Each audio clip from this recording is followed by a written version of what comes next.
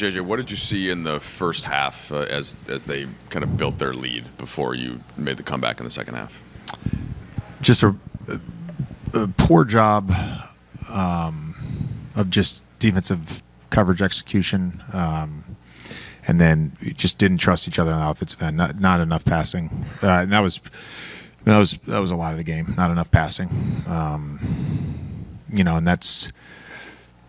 I think that's a consistent thing when we don't play well. We don't pass to each other, and we don't execute defensively. There was one moment during the run where Hachimura was isolated on a Clipper for good 15 seconds or something. It seemed like before the shot clock violation. Is that something that you think, one of those things that you can see on tape and you think could happen more often? Not to say that it doesn't happen a lot, but just that specific with Rui and that energy and that effort defensively. Yeah, I mean, again, our group has shown that in flashes that we can do it. So much of that comes down to the offensive end and whether you're passing the ball to each other. JJ, how much of that is just decision making, and how much of that is coverage against you guys? Are teams doing things to kind of make a shot more appealing to your primary ball handlers, or is sets and stuff like that aren't happening? Yeah, probably just a little bit of everything.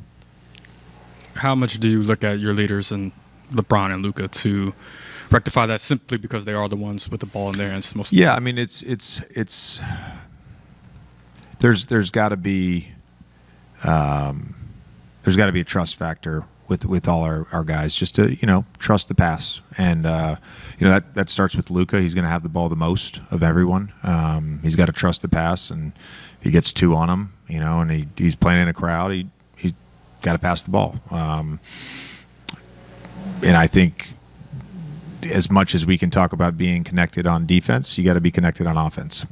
I think I wasn't in Denver, but it seemed like trust was another common topic post game. How much can that just wane from game to game, or I guess throughout? With our group? No, just we might touch on that, sure, but just throughout a season, or with your group specifically? Yeah, I mean, it's just, again, I think it just goes back to the human element of everything, and guys are worried about their futures, and that's what happens when you got a team full of free agents and player options. I think it's just natural that you're going to worry about the offense, and I've been there. You can get in your head a little bit. I played 5 minutes, haven't got a shot yet, and that's a human thing. It's not anybody's fault. Just to be clear, you're talking about in general there, or discussions you've had with guys on your team about where the spot they're in, and having some of those thoughts come in general. In general, what would you ascribe the second half shift in energy to? Do you think that the trust passing was better, or would you say it was other factors? I think it was just defensively. Again, it's another really good defensive half from us, holding them to under 50.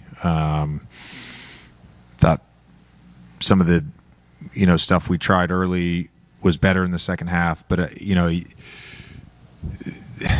is what we always talk about, is it starts with execution. You have to be able to execute. So we want our bigs up to touch. They're not up to touch. We've studied this. When you're not up to touch, we give up 1.3 points per possession in pick and roll. When you are up to touch, we give up about 0.75. So be up to touch. Then once you're up to touch, let's have some effort. So it's effort and execution. I'm not just singling out the bigs. I'm giving you an example.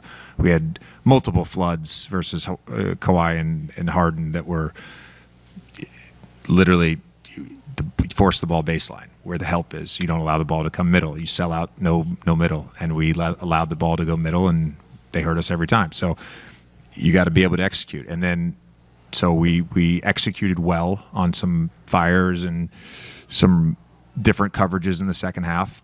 The effort was on par with the execution. And, I thought the Rui play was a great example of just effort and pride on the ball. And then, Vando was great in the second half. We played small. We battled on the defensive glass. I thought LeBron, for what seems like the, 20th straight game, he emptied the tank and gave us everything he had.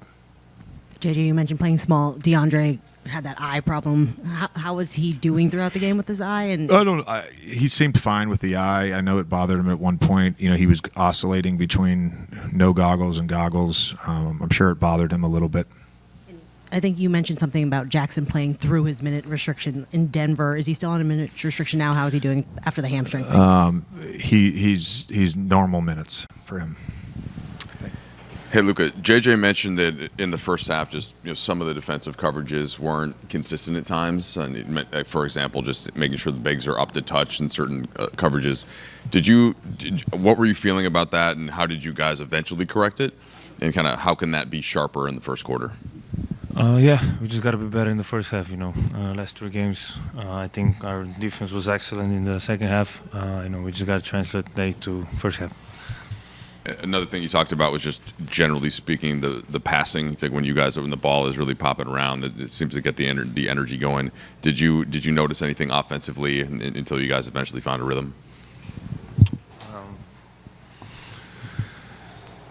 I don't know. We had 24 assists, which is not bad. Obviously, it could be better. But I think the ball was moving well in the second half, so that's how we got back. Luka, as the primary ball handler, how much responsibility do you take or do you feel in terms of establishing that trust or making sure that trust is felt, not just between your teammates from you, but also the entire team in terms of trust in the pass? Sorry, what are you saying? How much responsibility do you take in terms of the ball movement being one of the primary ball handlers for this team or being the primary ball handler? I mean, probably a lot. I don't know, probably a lot. Is there communication that you can share or tell other guys when that ball movement isn't there, just to ensure that the ball's not sticking too much? I mean, as JJ said, in the halftime, the ball needs to move more, and that's what we did.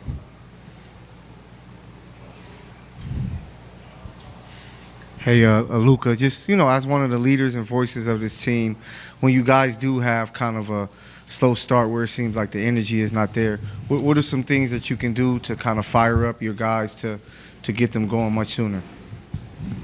Just keep playing basketball, stay together. I think the energy was there. Obviously, I didn't help the team enough to win this game, but I think the energy from everybody was there. Just keep them together. Luka, as far as some of the things, that have had some success, that 2 big lineup when Drew comes in, if he's playing with Vando or if he's playing with DeAndre, what have you seen that's kind of worked with that group?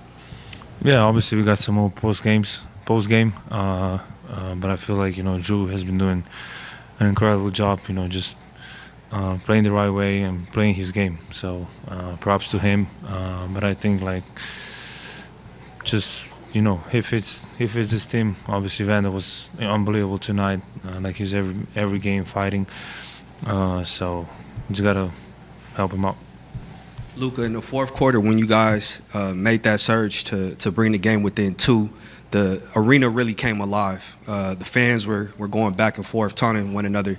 How did that feel for you on the court? And does this game have the makings of a rivalry? Does it feel like a rivalry? I felt like there was a lot of Lakers fans here, so I really liked that. When we made the shot, the crowd went. I heard a lot of noise, but obviously it's rivalry because it's in the same city. But that's it. Obviously, Luka, the next game, you guys are going back to Dallas. When you returned in April, pretty emotional day. What do you expect, I guess, from the second go-round, playing your former team? What do I expect? From who? Or emotionally? Or For me? Yeah, for you. I mean, obviously, always gonna feel like home there. Nice. But like I say, I needed that game to move on a little bit. But obviously, I always appreciate those fans. They were really, really tight. I think we had some special bonding, or how do you say it? So I really appreciate it all the time. Luka, being in the South Midwest in Dallas, you probably don't have a ton of the really long road trips. I think this one is 6 games. could it be an opportunity for the team just spending time together and finding a certain rhythm on both ends? And do you think you can use that for this? Definitely, basically we spend every day with each other. We're together, we travel together, so definitely. Maybe not in Dallas because it's going to be ice and snow, so that one might be tough. But if it's there, we'll definitely do something. Starting with the run you guys went on in the third quarter, down 26, you get it to a 2-point game in the fourth. Ultimately, what were the adjustments you guys made to get yourself back in the game? Offensively, started making some shots, and defensively, we turned it up a little bit, turned it up a notch, turned them over, and was able to get some easy ones from that. You had it to within 3, within 2 minutes to go. Best team in the league when it comes to the clutch. What prevented you guys from getting it done this time? Listen, we missed some really good looks that we had. And they made something. They made a couple down the stretch. Sometimes that's the way the game goes. There was an ESPN report that was published yesterday that cited various points of friction between your relationship with Jeanie Buss. How do you feel like the kind of support and appreciation has been from Lakers ownership towards you in the latter stages of your Lakers tenure? Quite frankly, I don't really get involved in that or the reports or whatever the case may be. I've seen a lot of it, obviously, but I don't really care about the reports, to be honest. You guys know me. You guys know since I've been here, my 8th year here, been in this league 23 years. There's going to be another article tomorrow,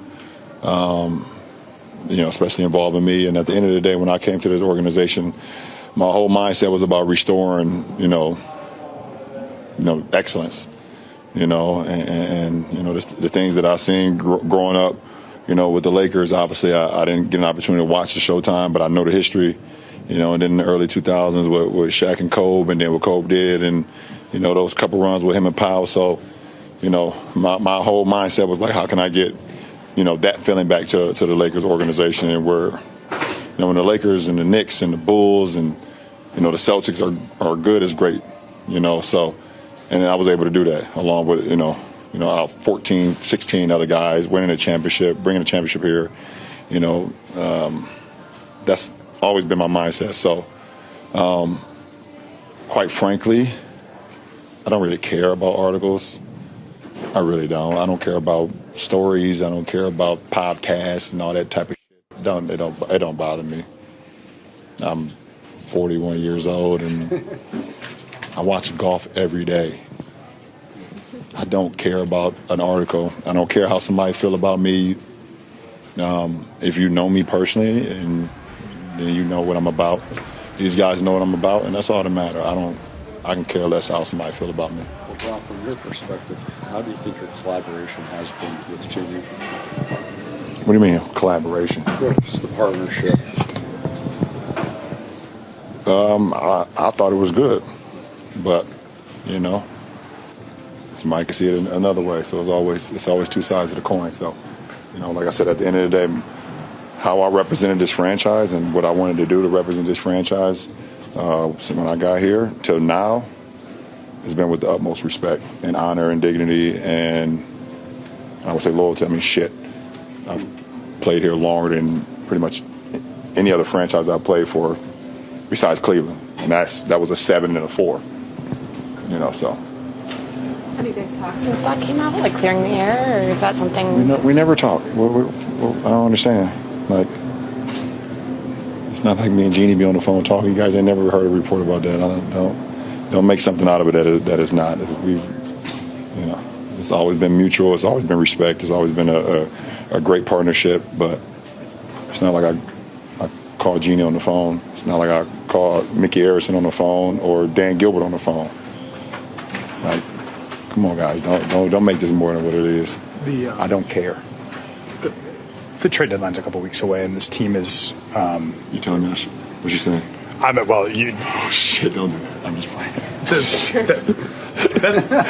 You kind of hold the cards on that one. Yeah, I do.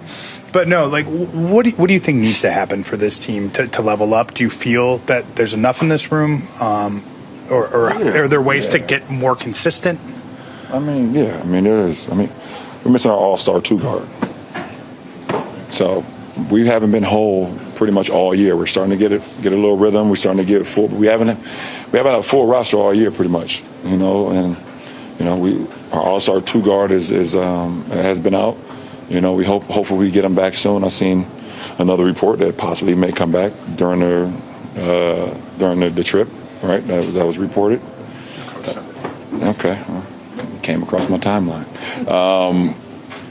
Yeah, so I mean, we don't know, and I don't really get involved into. It's disrespectful to these guys if I start talking about the deadline and what we need to do and what we got to get better, whatever the case may be. You know, I don't try not to play fantasy basketball too much. Since you do hold your cards and you mentioned it, is this where you want to be? Is this where you want to finish the season? I'm good. I'm good. Last two. Everybody's crazy.